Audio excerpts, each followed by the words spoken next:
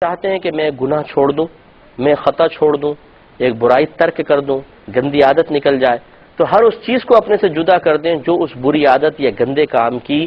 یاد دلاتی ہو۔ یہ بہت ضروری ہے۔ اگر آپ نہیں چھوڑیں گے تو کبھی بھی پھر آپ گندی عادتوں سے اور بری صحبت سے یا برے افعال سے نہیں بچ سکتے ہیں۔ ہماری میجر مسٹیک یہ ہوتی ہے کہ ہم گویا کہ سمندر میں کھڑے ہو کر چاہتے ہیں کہ کپڑے گیلے نہ ہوں،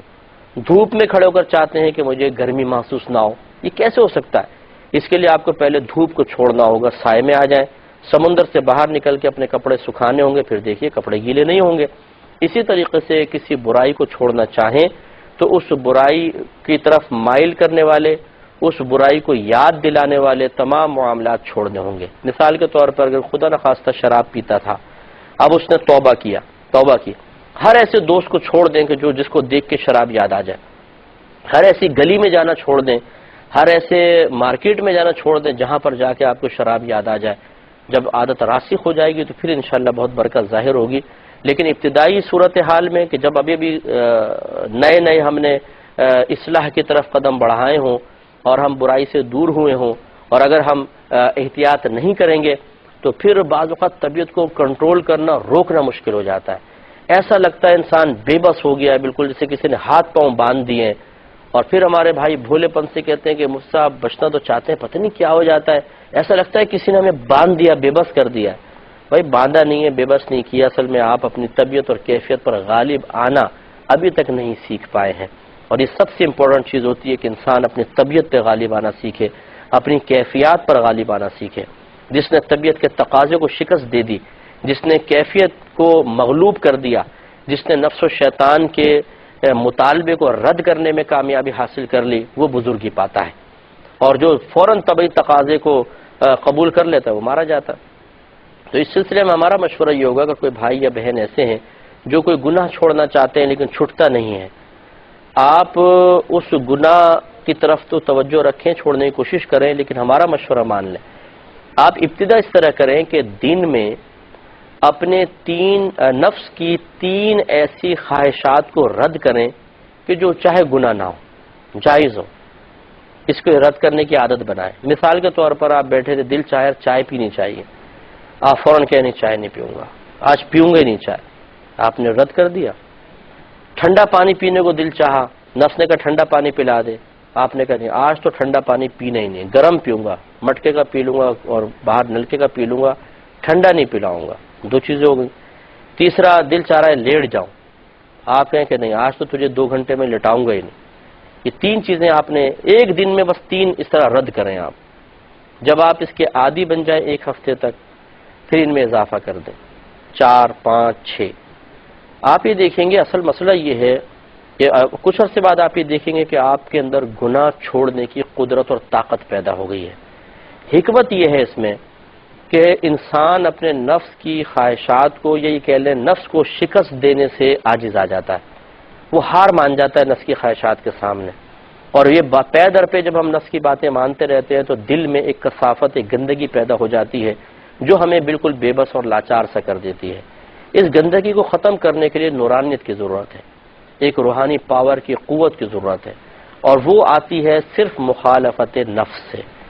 تو اس کی ابتدا آپ یہاں سے کریں۔ گناہ چھوڑنا بہت مشکل کام ہے، وہ بھی ہوگا انشاءاللہ آسان، لیکن پہلے آسان کو اختیار کر لیں تاکہ آہستہ مشکل تک پہنچ جائے۔ جب آپ اپنی 3 نفسانی خواہشات کو روکیں گے، جن کا روکنا بظاہر آسان ہے،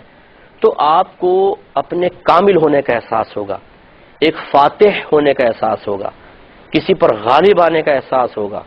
آپ کامیاب اپنے آپ کو محسوس کریں گے کہ میں نے 3 خواہشیں رد کر دی، یہ دل میں ایک نور پیدا کریں گی۔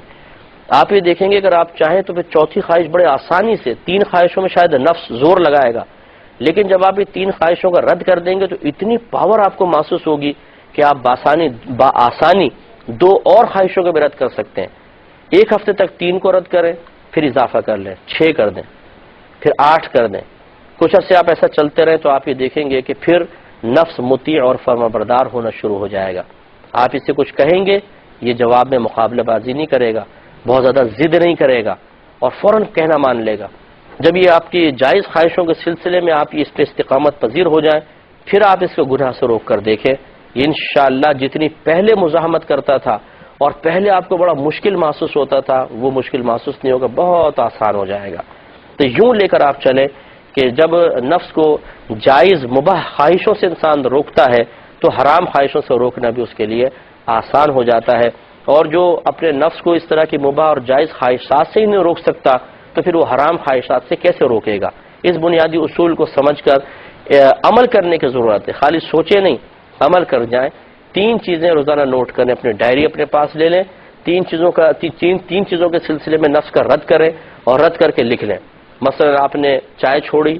نمبر 1 چائے، آج میں نے چائے چھوڑی ہے، دوسرا میں لیٹا نہیں ہوں، تیسرا آپ گھر میں بیٹھے ہیں، دل چاہ چلے یار باہر آوازیں آ رہی ہیں دوستوں کی، وہاں چلتا ہوں، آپ نے روک لیا کہ نہیں آج دوستوں سے ملنا ہی نہیں، اللہ کی رضا کے لیے آپ نے لکھ لیا یہ۔ تو اس طرح آپ یہ ریکارڈ اپنا بنائیں، 3 آپ نے خواہشیں روکی،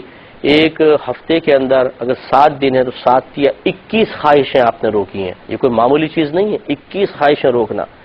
ہمارے تو صورتحال یہ ہوتی ہے کہ ہم ایسے نفس کے اشارے پہ چل رہے ہوتے ہیں، نفس کہتا ہے بیٹھ جاؤ، بیٹھ جاتے ہیں، ٹیک لگاؤ، ٹیک لگا لیتے ہیں، چائے پیو، بھائی چائے بنا کے لانا، ذرا ٹھنڈا پی لو، بھائی پانی پلانا ٹھنڈا لانا برف ڈال کے، میٹھا کھانے کو کوئی میٹھی چیز ہے گھر میں؟ جیسا نفس بولتا ہے فوراً زبان سے نکلتا ہے ہمارے، ہم نفس کی خواہشات کو رد کرنے کے لیے ذہنی طور پہ تیار ہی نہیں ہے، تو پھر سر چڑھ کے تو بولے گا، گناہ کیسے چھوڑوا سکتے ہیں؟ تو اس لیے ابتدا کریں مباح خواہشات کو روکنے سے، انشاءاللہ ایک وقت آئے گا کہ آپ اپنے اندر بزرگی کے وہ اثرات محسوس کریں گے کہ جو کبھی بزرگوں کا حصہ رہے اور ہم کتابوں کے اندر پڑھتے رہے ہیں، تو انشاءاللہ ہمارے لیے بھی آسان ہو جائے گا۔ نبی کریم صلی اللہ علیہ وسلم نے یہ ہمیں بہترین تعلیم دی ہے، اس پہ ہمیں بھی عمل کرنا چاہیے۔ اس کے بعد راوی کہتے ہیں قالا